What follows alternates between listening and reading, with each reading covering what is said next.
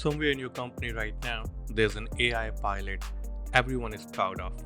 It got funded, it got its own Slack channel, it probably even got a slide in the last town hall. And here's the part nobody said out loud yet. It is never going to reach production. Not this quarter, probably not next year either. Nobody's told the CFO that.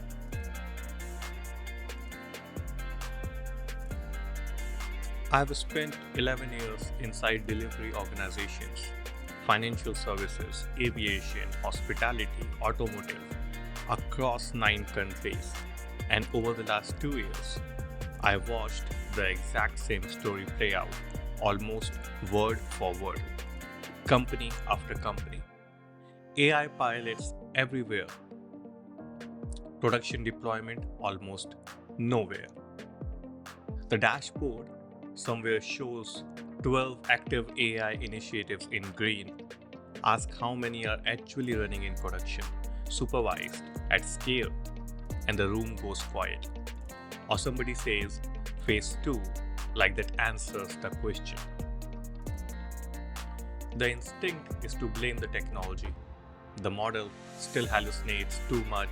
We need to wait for the next version, maybe next year. That's not what's actually happening.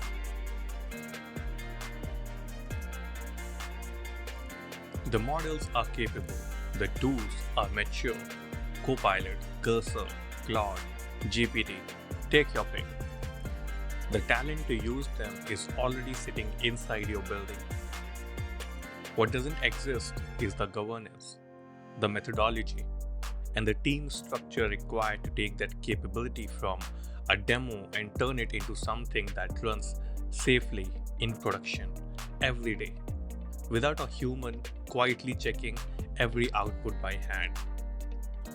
I've got a name for the place your pilots are stuck. I call it Pilot Purgatory.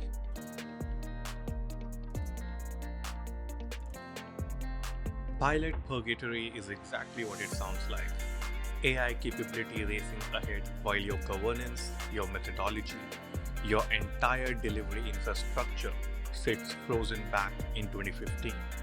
The gap between what your tool can technically do and what your organization can safely put into production isn't closing on its own. It's widening. Every month, you wait without fixing the infrastructure, it gets wider. I saw the early version of this pattern before AI was even part of conversation. At Sun Life Financial Asia, I helped build the Pan-Asia PMO governance infrastructure, one of the most complex global capability center networks in the region. The organization spent years, real years, trying to properly institutionalize Agile, training, budgets, certifications, consulting engagements brought in specifically to fix it. And by the time I moved on, it was still incomplete. Teams knew the ceremonies, they ran the standards, the retros, the sprint planning. They just hadn't actually absorbed why any of it mattered. So the ceremony survived, but the substance didn't. Now picture that same organization today, still mid-transformation on Agile years later. And AI just showed up at the door, capable of doing in an hour what used to take full sprint. That's not one disruption, that's 2, stacked directly on top of each other. And most companies are trying to survive both at once with a governance model that wasn't built for either. That's the actual reason your pilot isn't moving to production. It's not the model, it's the infrastructure around the model. The ceremonies, the role, the way you estimate work, and the way you catch what AI gets wrong before it ships to a real customer. That infrastructure is exactly what this series is going to build with you, one piece at a time, starting with the ceremony that breaks first. If you want to see where your own team reporting layer is already leaking hours before AI even enters the picture, there's a free 5-minute diagnostic at chisokulabs.com. I'm adding the link in the description. Feel free to go ahead and check it out.